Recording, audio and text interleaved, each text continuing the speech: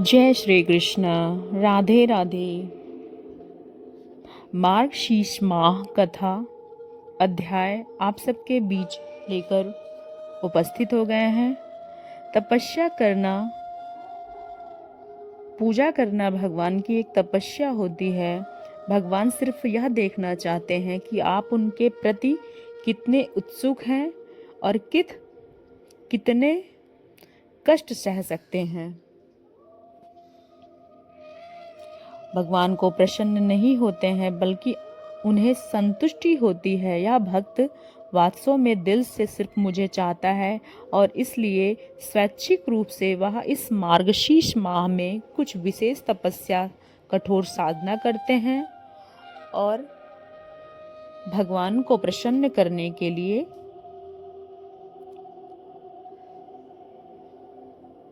तपस्या को सफल बनाने के लिए भगवान से सात्विक बुद्धि प्रदान मानते हैं। आपसे यह प्रार्थना है। मार्गशीर्ष माह की कथा में आगे बढ़ते हैं।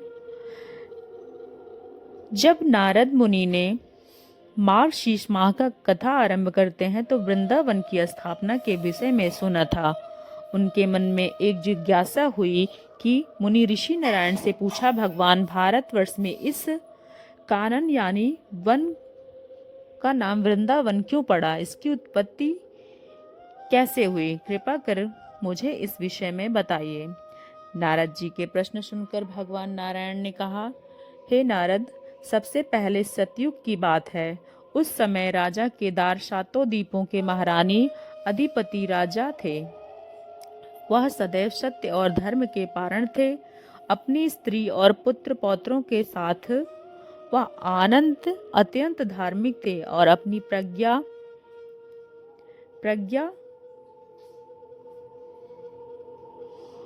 और बुद्धि का पालन करते हुए संतान की तरह पालन पोषण किया करते थे। उन्होंने 100 यज्ञ किए, लेकिन उन्होंने फिर भी इंद्र के पद पाने की इच्छा नहीं की, क्योंकि वह भगवान को शुद्ध भक्त थे। उनके अनेक प्रकार के पुण्य कर्म करते, दान देते, ब्राह्मणी की सेवा पूजा करते, उन्हें भोजन करवाते थे। इस समय के बाद सब फल स्वयं नहीं ले जाना चाहते थे। सारा नित्य कर्म करने के बाद कृष्ण जी को प्रसन्न करने के लिए पूजा भजन में लगे रहते थे। हे देवर्षि नारद, राजा केदार के समान कोई राजा ना तो पैदा हुआ है, ना ही होगा।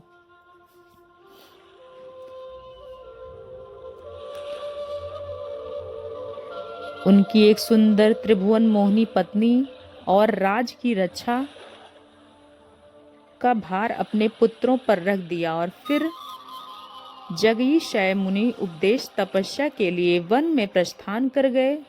वे भगवान कृष्ण के अनन्य भक्त थे और सदैव उन्हीं का चिंतन करते रहते थे। भगवान श्री कृष्ण सुदर्शन चक्र उस राजा की रक्षा के लिए भी सदैव तत्पर रहता था। उन्होंने चिरकाल तक तपस्या करने के बाद अंत में भगवान श्री कृष्ण के धाम गोलोक वृंदावन को प्राप्त किया। उन्हें यह काम केदार तीर्थ प्रसिद्ध हुआ और यही कारण है कि आज भी केदारनाथ में मरने वाले प्राणी को तत्काल मुक्ति की प्राप्त होती है।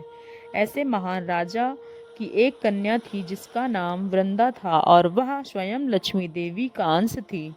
उसके योग शास्त्र के निपुण होने के कारण किसी को भी अपना पुरुष या पति नहीं बनाया।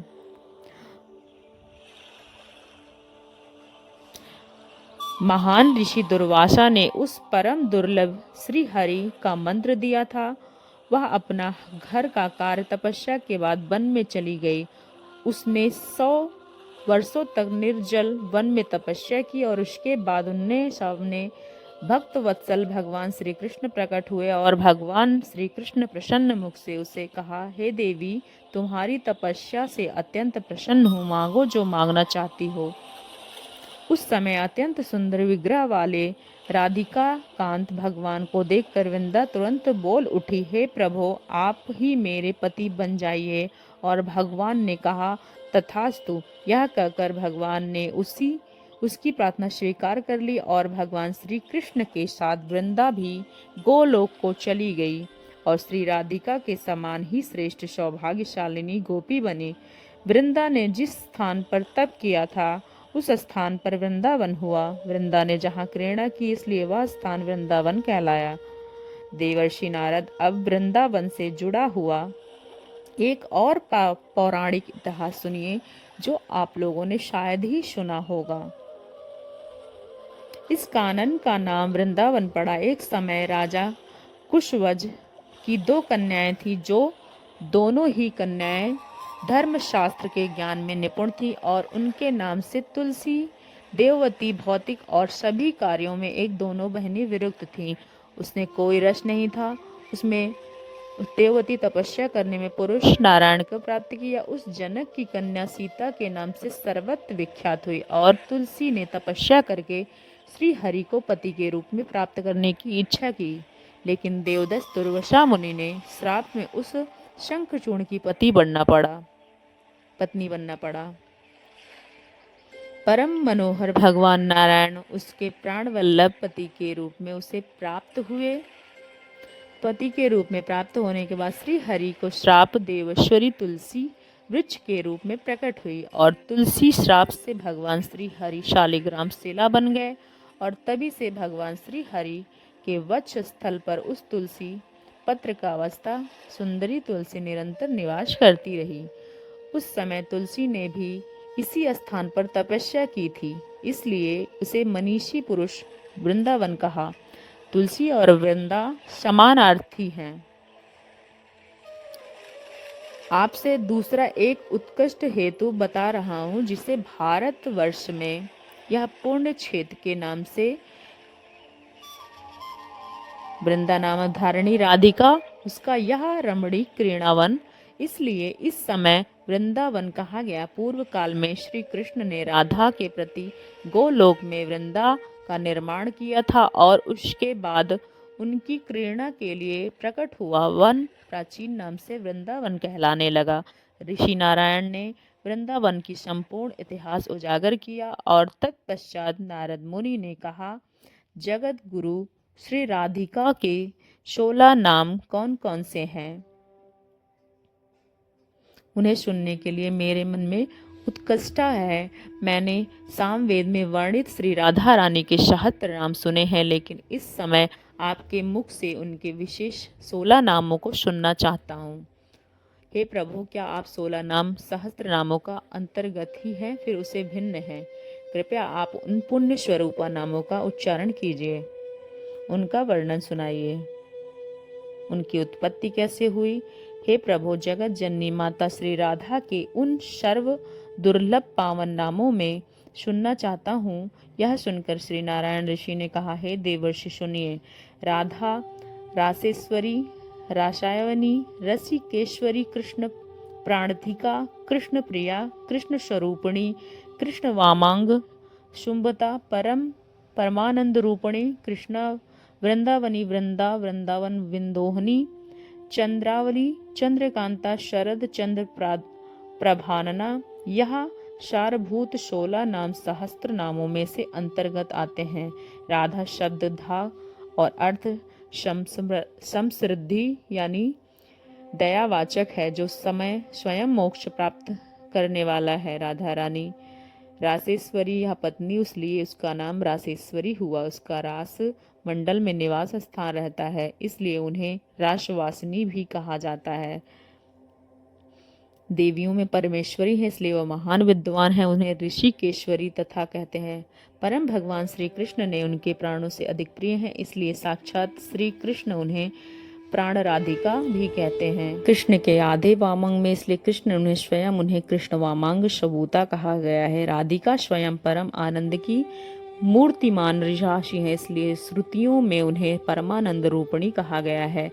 कृष्ण शब्द मोक्ष का वाचक है, बड़ा उत्कृष्टता का बोधक है और आकार देता है, अर्थ आता है। इस प्रकार उत्कृष्ट मोक्ष को देने वाली, इसलिए उन्हें कृष्ण कहा गया है। वृंदावन में उसमें स्वयं इसलिए हैं वह वृंदावनी हुई। वृंदावन से अधिक देवी होने के कारण यह नाम प्राप्त हुआ। सखियों के समुदाय को वृंद करते हैं और आकार सत्ता का वाचक है, इसलिए उन्हें अनेक समूह सखियां हैं, वह वृंदा कही गई। उन्हें सदैव वृंदावन में विनोद प्राप्त होता है, इसलिए उन्हें वृंदावन वोदनी कहा जाता है। वह सदैव मुख में चंद्र और नख चंद्र में पंक्ति की युक्त है, इसी कारण उन्हें कृष्ण की चंद्रावली भी नाम दिया गया है। उनकी कांत रात सदैव चंद्रमा के समान बनी रहती है, इसलिए हरि प्रसन्नता पूर्वक उन्हें चंद्रकांता भी कहते हैं। उनके मुख में दिन में रात शरद काल में चंद्रमा जैसी प्रभा फैली रहती है, इसलिए उन्हें शरद चंद्र प्रभा नना कहते हैं। इस प्रकार अर्थ और व्याख्याओं सहित श्रीमती राधा रानी के यह 16 नाम बताए गए हैं, जिसे भगवान नारायण ने स्वयं ब्रह्मा जी के दिए थे और उनके बाद ब्रह्मा जी पूर्व काल में मेरे पिता धर्म देव और नामावली उपदेश दिया था। श्री धर्मदेव ने महान तीर्थ पुष्कर क्षेत्र में सूर्य ग्रहण पुण्य समय पर देव सभा के बीच में मुझे अपनी क्रिया प्रदान करते हैं 16 नामों से उपदेश दिया और राधिका रानी के प्रस्तावना से अत्यंत प्रसन्नता पूर्वक उन्हें इन सभी नामों की व्याख्या सुनाई थी। इस प्रकार राधा रानी के 16 नामों का वर्णन है। मार्गशीर्ष माह की कथा यहीं पे समाप्त होती है। अगले अध्याय के साथ आप सबके बीच पुनः उपस्थित होंगे। तब तक के लिए जय श्री कृष्णा, राधे राधे, जय श्री हरि, जय माता।